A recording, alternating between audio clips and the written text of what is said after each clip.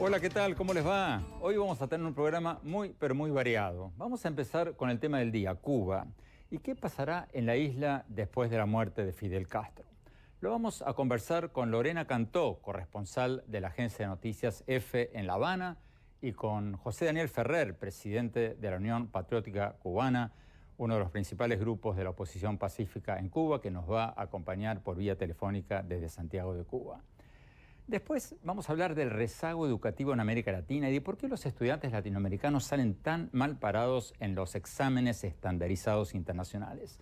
En el test PISA, uno de los más conocidos, un test de estudiantes de 15 años, nuestros estudiantes salen en los últimos lugares de los 65 países que participan en esta prueba.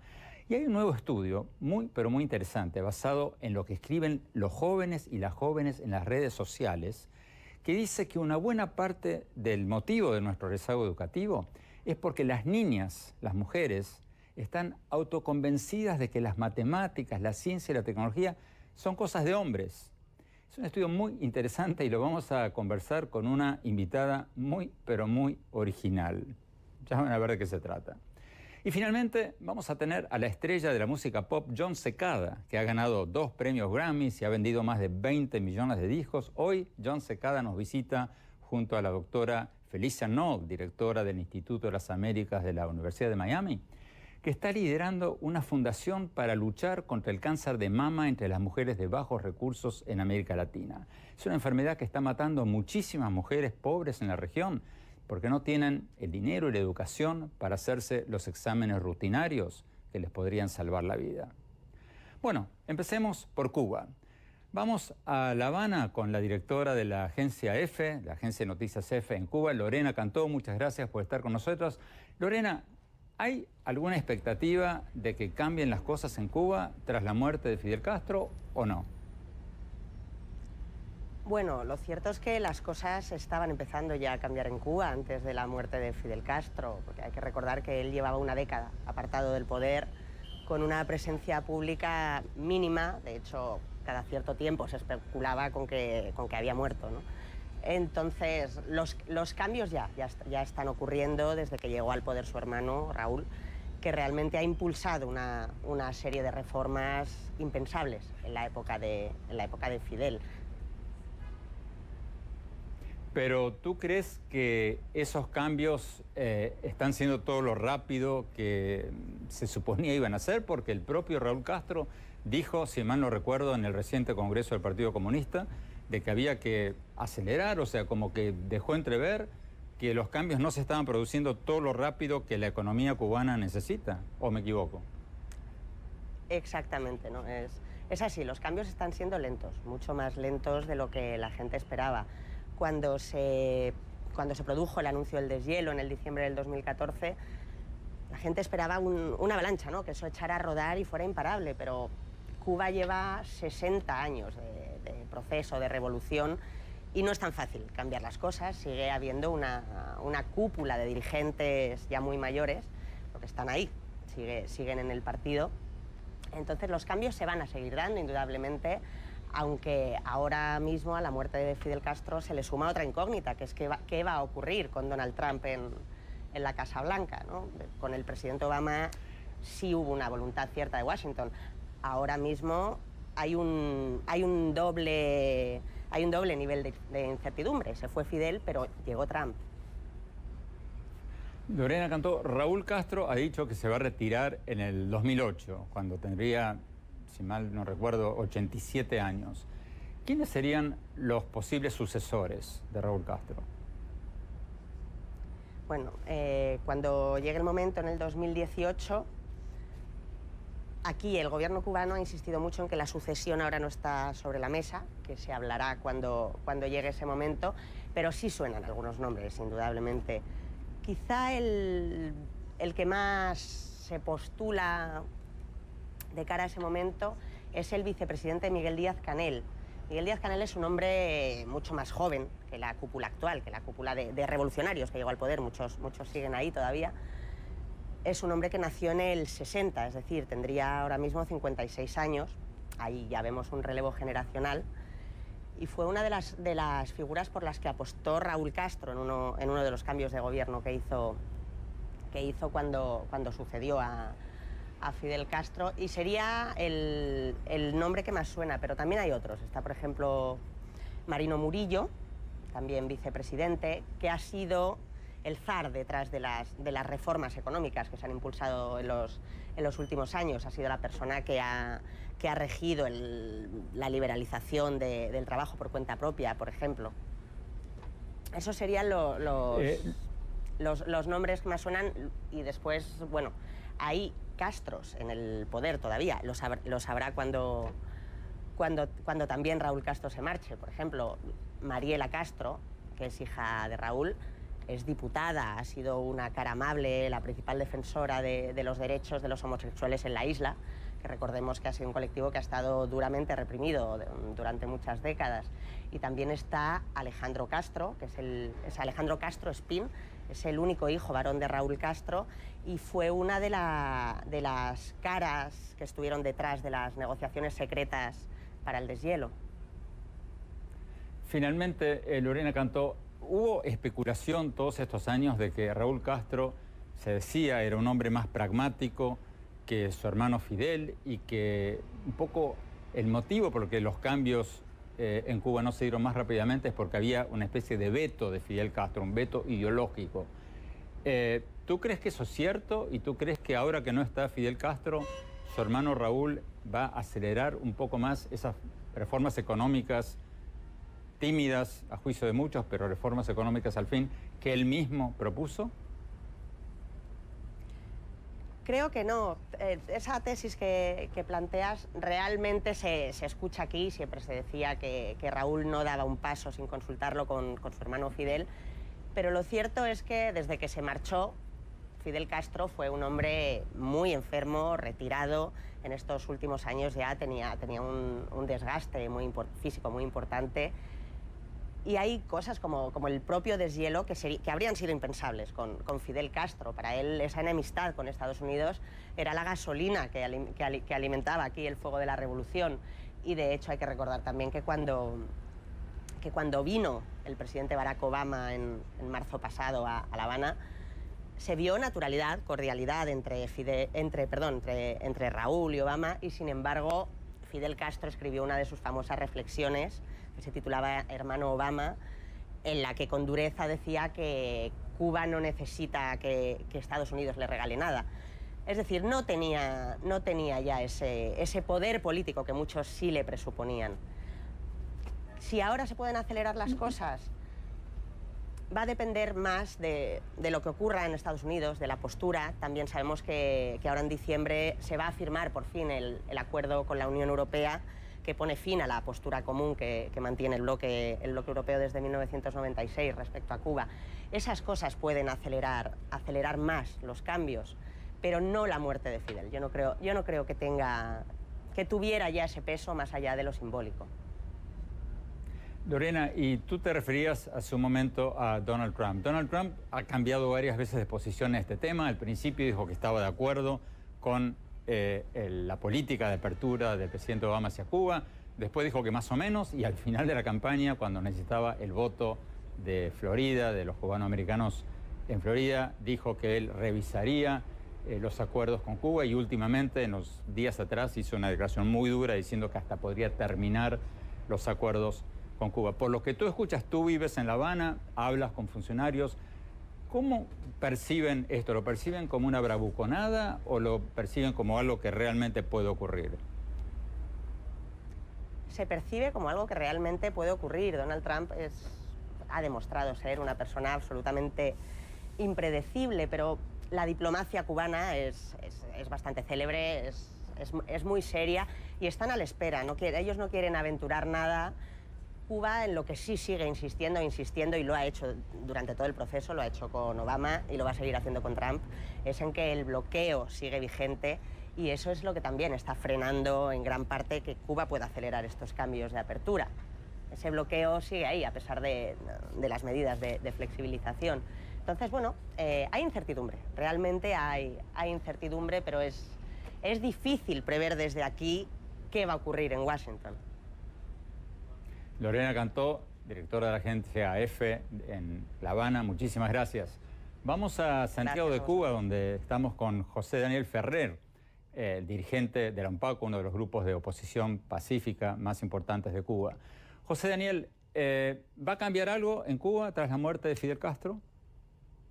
Sí, primeramente Andrés, gracias por invitarme a su programa. Saludos a los que lo siguen. Sí, a corto plazo no va a cambiar nada, más bien estamos completamente seguros que vamos a tener mayor represión y muchos más controles, aun cuando toda lógica indica que Raúl Castro, si es verdad que en algo Fidel Castro retardaba o impedía que él profundizase en sus medidas, principalmente de aspecto económico, si eso era cierto, pues ahora va a tener la oportunidad de abrir un poco más la economía y de hacer cosas que urgen en la nación, pero no creemos que eso va a suceder, ya lo estamos viendo, hay reuniones en los núcleos del Partido Comunista y se está hablando de mayores controles y de reforzar ideológicamente al sistema. Ahora, a mediado plazo sí van a ocurrir cosas en Cuba y un poco a más largo plazo vamos a ver el fin del sistema. Y esto lo digo porque actualmente Raúl Castro, con su ya edad avanzada, su deterioro físico notable, viene a ser como un Chernenko, aquel individuo que estuvo al frente de la Unión Soviética por breve espacio hasta la llegada de Gorbachev. Y simbólicamente Fidel Castro al morir, acá pasa algo y vuelvo a comparar con los soviéticos, como si hubiese muerto de un golpe por el peso simbólico que él tenía para el régimen. De un golpe Lenin, Stalin, Nikita Khrushchev y Brezhnev. Es decir, es como que se avanzan 4 etapas en Cuba de lo que pasó allá en la Unión Soviética. Y eso indica que estamos cada vez más cerca de un tercer individuo al frente del sistema y quiera o no quiera va a tener que jugar un papel de Gorbachev, porque lo va a exigir el pueblo, porque lo exige el nuevo contexto internacional con la nueva administración estadounidense, con los cambios en Latinoamérica, las caídas de gobiernos aliados del régimen cubano. Es decir, se avecinan momentos tú mencionabas recién que van a dar lugar a la luz al final del túnel. Brevemente, por favor, José Daniel Ferrer, tú mencionabas recién de que crees que va a haber un aumento de la represión política. ¿Qué te hace pensar eso? ¿Y qué ha pasado desde que Obama inició la apertura comercial, turística a Cuba? ¿La represión ha aumentado, ha disminuido, ha quedado igual? ¿Qué pasó? Aumentó. Empiezo por la segunda parte de su pregunta. La represión ha venido aumentando y en los últimos meses, semanas, se ha recrudecido a niveles comparables con lo de la Primavera Negra del 2003 y aún mayores porque es constante, es permanente. Aquellos fueron unos días muy represivos, ahora se está manteniendo a lo largo de semanas, de meses. Digo que se va a recrudecer la represión porque Raúl Castro teme ahora mucho más. Raúl Castro sabe, consciente de que la figura de su hermano Fidel Castro contenía más el deseo del pueblo de protestar. De cierta manera, estos individuos que consolidaron el poder con el terror bolchevique, el terror rojo y con el apoyo soviético, pues tenían una imagen de cierta invencibilidad que no tienen los demás líderes del régimen. La de Raúl es mucho más débil y la del que venga va a ser aún más débil aún ante los ojos del pueblo. Entonces temen que el pueblo ahora sea más audaz, proteste con más fuerza y la única fórmula que ellos tienen para contrarrestar eso es más control, más represión. José Daniel Ferrer, muchísimas gracias. Tenemos que ir a un corte, tenemos que aclarar que también hemos invitado al gobierno cubano a participar en este programa. Escribimos a su embajada en Washington, a la Cancillería en Cuba, no nos respondieron, están invitados a venir cuando quieran. Tenemos que ir a un corte y ya volvemos con una invitada muy, pero muy peculiar. Ya volvemos.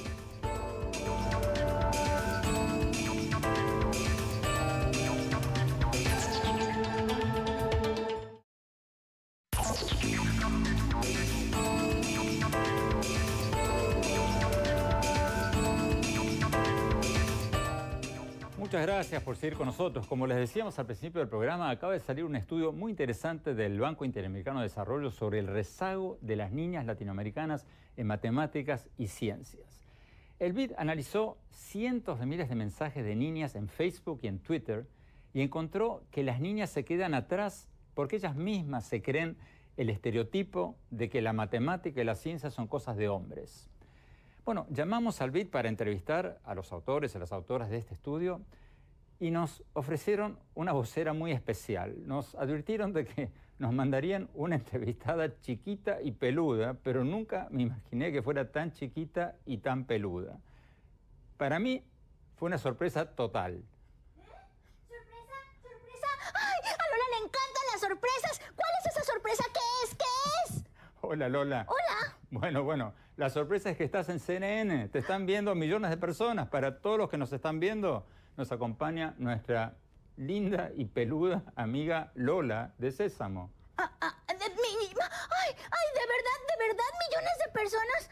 ¡Ay! Lola está muy contenta de estar aquí. Lola, bienvenidísima. Gracias. Estamos acá. Nos dijeron que tú podrías ayudarnos a entender por qué las niñas se quedan atrás en matemáticas y ciencias, porque las niñas son tan inteligentes como los niños. Según el estudio del que hablaba recién, es muy importante que las niñas sepan que pueden ser tan buenas como los niños en matemáticas y ciencias, para que puedan ser ingenieras o científicas o astronautas.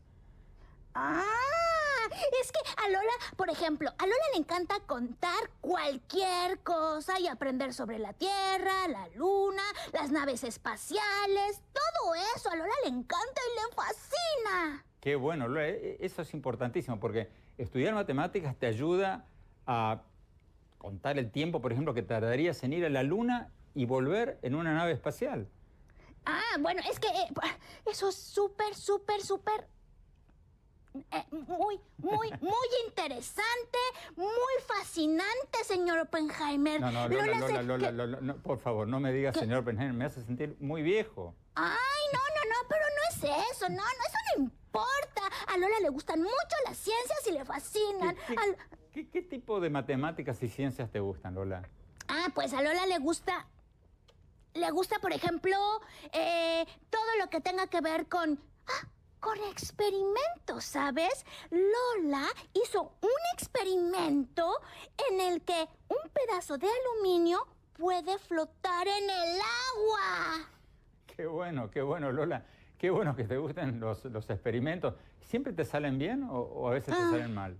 No siempre salen bien. Lola se equivoca un poco y se pone un poco triste, pero Lola respira y se concentra, así como ahora ves, Lola se equivocó un poco. Pero Lola se concentra porque ha aprendido que hay que analizar el problema o experimento que tiene que hacer.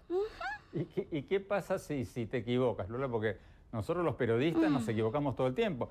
Y los encuestadores, ni hablar. Lo habrás visto en las últimas elecciones. Ay, bueno, pues Lola se pone un poco triste, pero luego recuerda que puede pedir ayuda. Y entonces eso la hace que entienda cuál es el problema y aprender sobre ese pequeño error. ¿A quién pides ayuda, Lola? Pues Lola pide ayuda a los amigos, a los maestros, a los papás. Ay, sí, todos ellos. Por ejemplo, en la escuela los maestros le ayudan a Lola a darse cuenta que podemos aprender y explorar y encontrar respuestas todos juntos. Lola, leímos un poco del estudio que acaba de sacar el BID. ¿Por qué crees tú, como niña, si es que eres una niña? Claro, una niña monstra.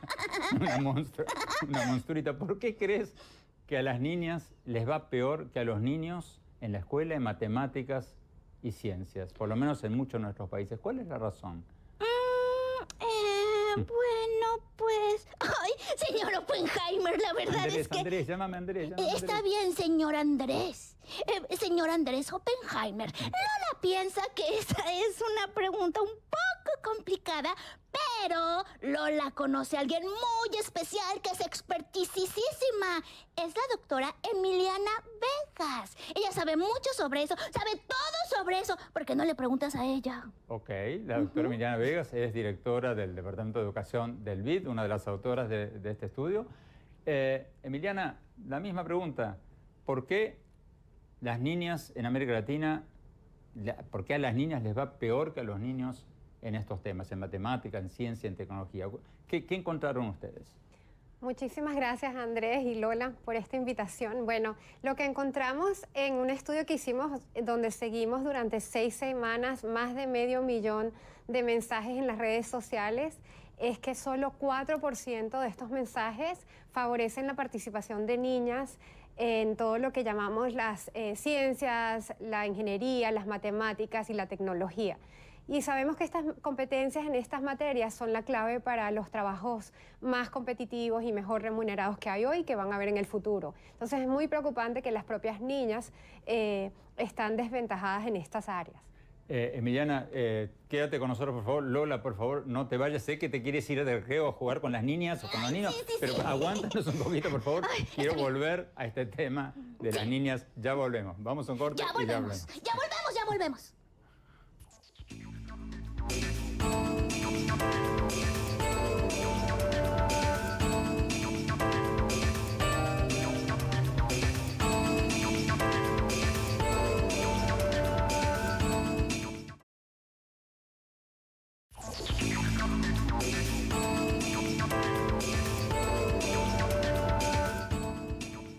Gracias por seguir con nosotros. Estamos hablando con Lola de Sésamo y con la doctora Emiliana Vegas. Y con Andrés, el señor Oppenheimer. No, Andrés, por favor, Lola, me hace sentir muy viejo, ya te dije. Por favor, Andrés Oppenheimer, señor. Vamos, Lola, aguántame un poquito. Vamos a seguir hablando con la doctora Emiliana Vegas sobre este estudio que hizo junto con Lola, démosle crédito, sobre... Las dos juntas. ¿Por qué los niños, las niñas en América Latina están rezagadas en matemáticas, ciencia y tecnología? Doctora Vegas, ¿por qué el énfasis de ustedes en las niñas más que en todos? Bueno, lo cierto es que en Latinoamérica y el Caribe, en todas las pruebas internacionales que hemos participado, hemos salido por debajo del promedio internacional y estamos realmente en la cola de los países que participan en estas pruebas que se hacen en diversos campos. La semana pasada se hicieron públicos los resultados del último estudio Tendencias Internacionales en Matemáticas y Ciencias y de nuevo, bueno, participó solo un país de la región, Chile, pero fue el país que tuvo la mayor varianza en los resultados entre niñas y varones, con las niñas teniendo muchos peores resultados. O sea que a las niñas les va peor en la escuela de matemáticas que a los niños. Sí. Y lo que tratamos de hacer con el estudio que hicimos conjuntamente aquí con Lola, esta gran amiga. Sí. Es que... Un trabajo muy serio. Es que nos dimos cuenta que los jóvenes están muy presentes en las redes sociales. Y de hecho, tratamos de ver, bueno, ¿qué están hablando estos jóvenes sobre ciencias, tecnología, ingeniería y matemáticas? Y estudiaron 500.000 de mensajes en Twitter. 500.000. ¿Y qué encontraron? Encontramos, mira, 1/3 de ellos hablan con mensajes sexistas sobre el rol que tienen las mujeres en las ciencias y en las matemáticas. ¿Por ejemplo? Por ejemplo, una chica que tiene más de 500.000 de seguidores en Twitter, una joven latinoamericana, pone un mensaje diciendo: yo uso la calculadora hasta para sumar 2 más 2. No soy perfecta, pero soy muy guapa. O sea, lo decía como ufanándose de eso. Exacto, lo que nos tememos y lo que observamos es que es socialmente aceptable entre las jóvenes de nuestra región decir y casi que afanarse, como dices tú, de ser mala en matemáticas y en ciencias. Pero no lo harían en lectura, no lo harían en escritura. O sea, no dirían, yo no sé escribir, exacto, pero soy linda. Eso no lo dirían. No lo dirían porque les daría vergüenza. Sin embargo, parece que es como cool, es como sexy o atractivo no ser buena en matemáticas. Y eso es realmente muy pernicioso para las niñas. ¿Qué pueden hacer ustedes? ¿Qué puede hacer Lola para revertir esa situación? Bueno, primero no decir eso. Exacto, eso es lo primero. Pero además Lola es un ejemplo de niñas que están muy interesadas en ciencias, que hace experimentos, que le gusta que le gusta jugar con números y aprender cómo la matemática le puede ayudar a resolver problemas. Es que son muy interesantes los números y las matemáticas, y la ciencia es muy fascinante. Pero ¿cómo podemos hacer que Lola, o sea, realmente llegue a las niñas chiquititas, para que desde chiquititas se saquen de la cabeza ese estereotipo que nosotros los grandes le metemos en las cabezas de que esto es cosa de hombres? Bueno, Sí, lo primero ¿Cómo? A ver, es ¿cómo? en la escuela, que los libros que tú tengas acceso, Lola, tú y las otras amigas tuyas en la región, tengan, por ejemplo, científicas mujeres. Siempre vemos a los científicos, sí, casi siempre son hombres. ¿Por qué no pueden ser las mujeres? Las astronautas mujeres, los médicos que sean mujeres, las doctoras.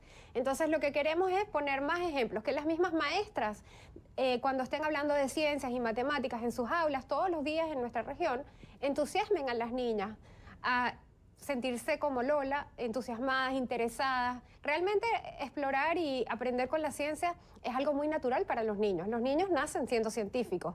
Si te pones a ver desde que tienen 2 años de edad, lo que están haciendo es midiendo cosas, probando, tratando de ver qué pasa si dejo caer algo.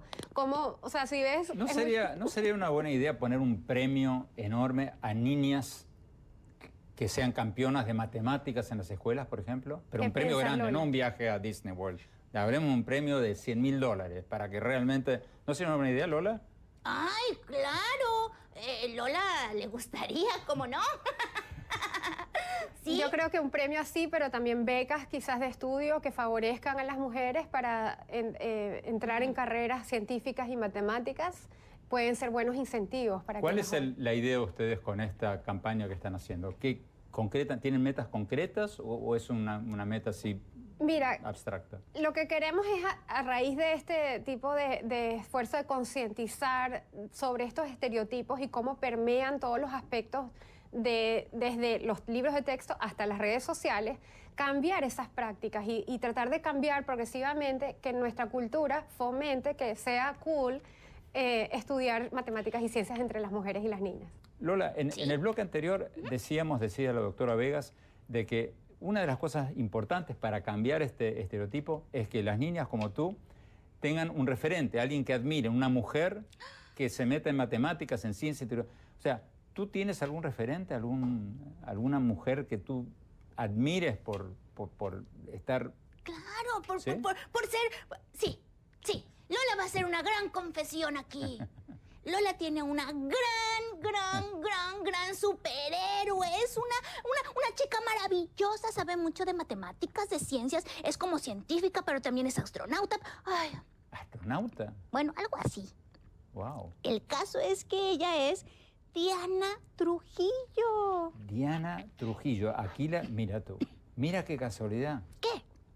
La doctora Vegas nos puso en contacto. Sabíamos que tú nos ibas a decir eso porque hicimos nuestra tarea, averiguamos quién es tu referente, nos dijeron que era Diana Trujillo y la tenemos en nuestros estudios en Los Ángeles. ¿De verdad? De verdad. Diana Trujillo. Diana es la superhéroe. Hola, Diana, amiga superhéroe, ¿cómo estás? Hola, Lola, ¿cómo estás? Diana Trujillo. Feliz. Muchas gracias por estar con nosotros, con Lola. Sabíamos de que tú eres la heroína de Lola, por eso te invitamos y te agradecemos. Cuéntanos un poco tu historia. Tú trabajas en la NASA. Eres científica. Eso es correcto. En la NASA. Muchísimas gracias por la invitación. Encantado.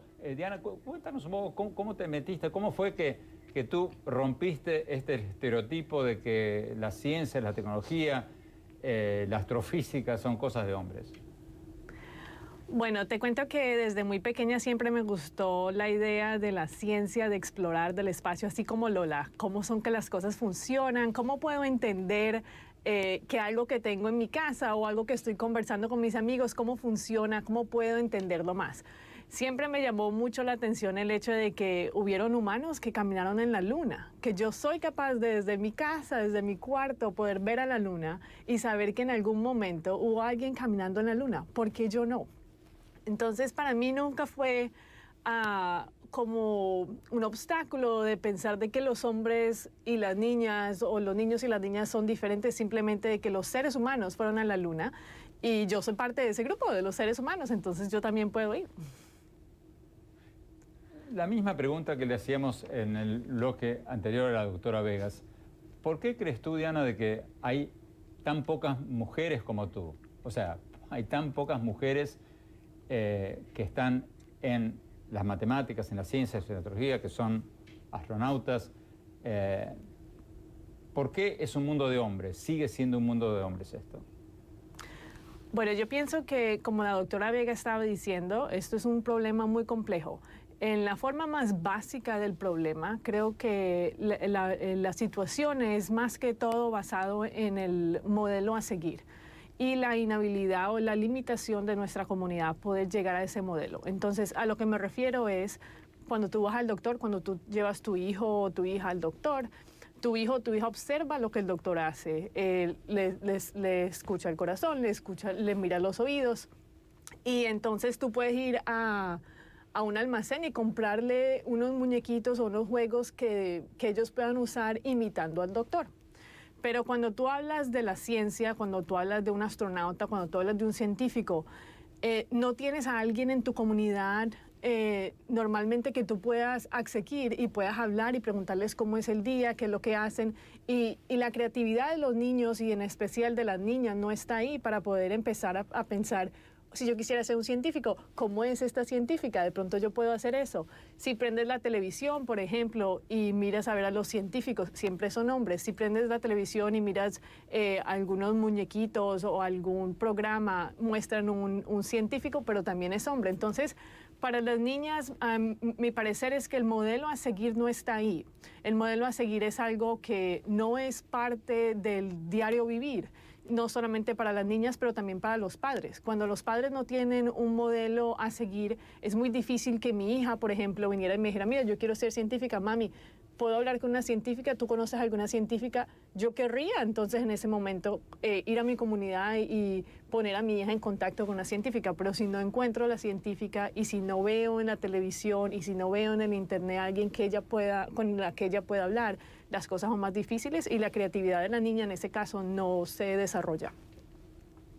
Diana Trujillo, muchísimas gracias. Lola, muchísimas gracias. Me parece, si me permites, me parece fabuloso lo que estás haciendo. Sí, llevarle a las chicas la idea de que tú tienes una heroína, que esa heroína es una mujer y es astronauta. ¡Y es fantástica! Me parece... ¿Te puedo acariciar un poquito? ¡Ay, claro que sí! ¿Te puedo dar un besito? ¡Ay, sí! Lola, muchísimas gracias. Lo hiciste muy bien, señor Oppenheimer, ¿eh? Andrés. Señor Andrés Oppenheimer. Muchas gracias, Lola, por estar con nosotros. Muchas gracias, Emiliana Vegas. Muchas gracias, Diana Trujillo. Vamos a un corte y ya volvemos. ¡Mua!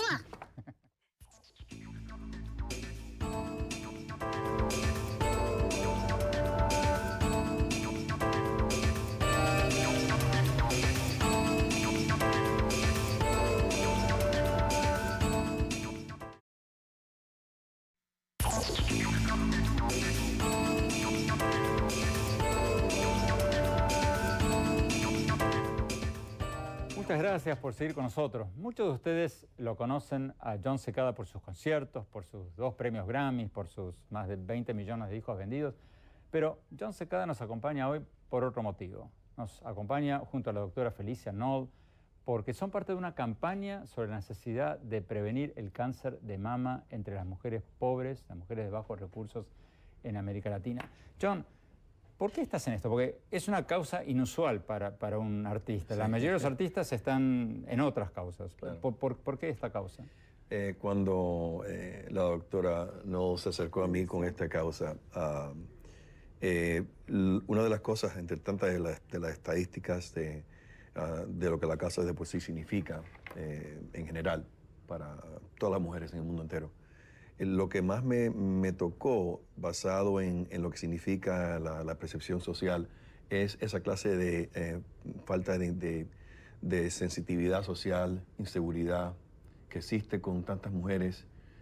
También las barreras también como los hombres ven a las mujeres, un nivel de machismo que a veces crea que las mujeres no sientan una clase de conexión con ellas mismas para cuidarse, para ver cómo se trata su cuerpo y también el respeto que se dan con ellas mismas, a lo que son como mujeres. Es un hecho comprobado, doctora Knoll, de que las mujeres pobres sufren más, mueren más por esta enfermedad que las mujeres de clase media o de clase alta? ¿Es un hecho eso? Es un hecho que la tasa de mortalidad es más alta para las diagnosticadas con cáncer de mama si son de menos recursos. Sabemos que hay más cáncer de mama entre países de altos ingresos y mujeres de altos ingresos, pero la probabilidad de morir ¿Y por qué? es el doble o más. ¿Y por qué? Varias razones. Uno, detección tardía. Andrés, sabemos que la probabilidad de una detección tardía es más o menos 60%, si no más, en América Latina, mientras en Estados Unidos solo el 10% se detectan tan tardíamente. Entonces, ese es el primer punto. El segundo es el acceso al tratamiento, además de la mamografía, la detección, que sabemos que sí es un problema, un obstáculo en muchos países, ciertamente no en mi México, con el Seguro Popular, entre otros, que es un gran tema, pero para muchas mujeres es un obstáculo. Pero el tercero es el estigma.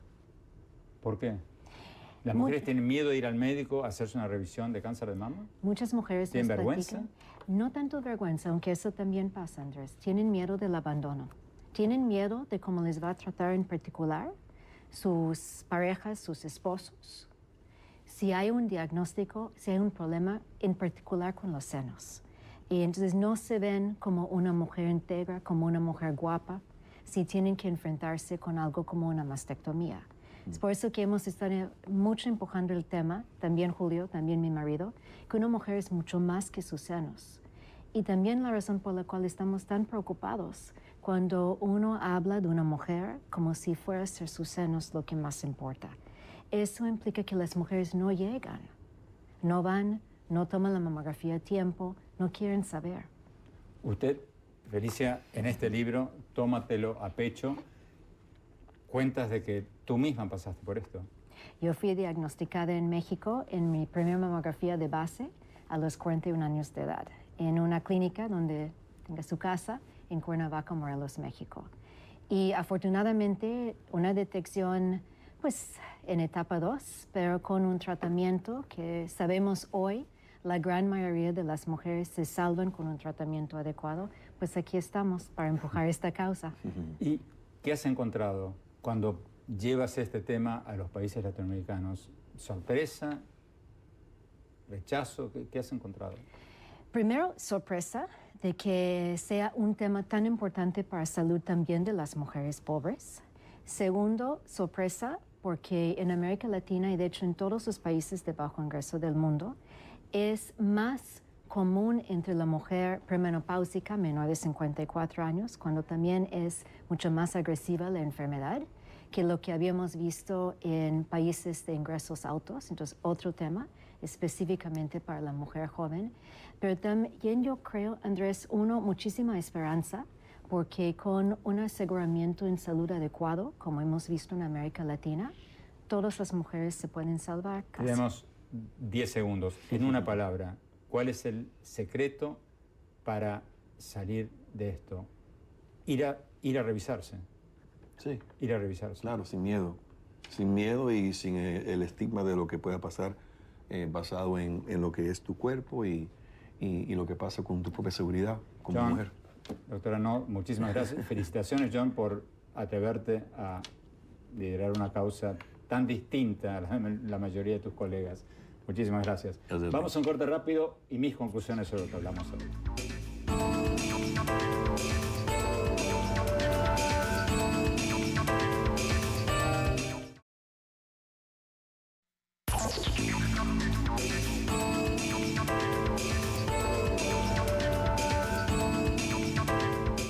Muchas gracias por habernos acompañado y no se olviden de seguirnos en nuestro Twitter, @OppenheimerA, en nuestra página de Facebook oficial, Andrés Oppenheimer, y en nuestra página de internet, andresoppenheimer.com. Si se registran ahí, van a poder recibir por email todas las semanas mis columnas del Miami Herald y nuestros más recientes programas de televisión. Les recuerdo la dirección, andresoppenheimer.com. Bueno, mi opinión sobre la muerte de Fidel Castro en Cuba y el impacto que podría tener. La historia va a decidir si Fidel Castro fue un estadista o un tirano. Pero hay una cosa que dijeron varios jefes de Estado con motivo de su muerte que creo que hay que poner en perspectiva, y es la afirmación de muchos de ellos de que Fidel Castro fue un valiente. Creo que esa afirmación merece que nos hagamos algunas preguntas. ¿Es valiente un jefe de Estado, un líder revolucionario que durante 57 años no permite elecciones libres?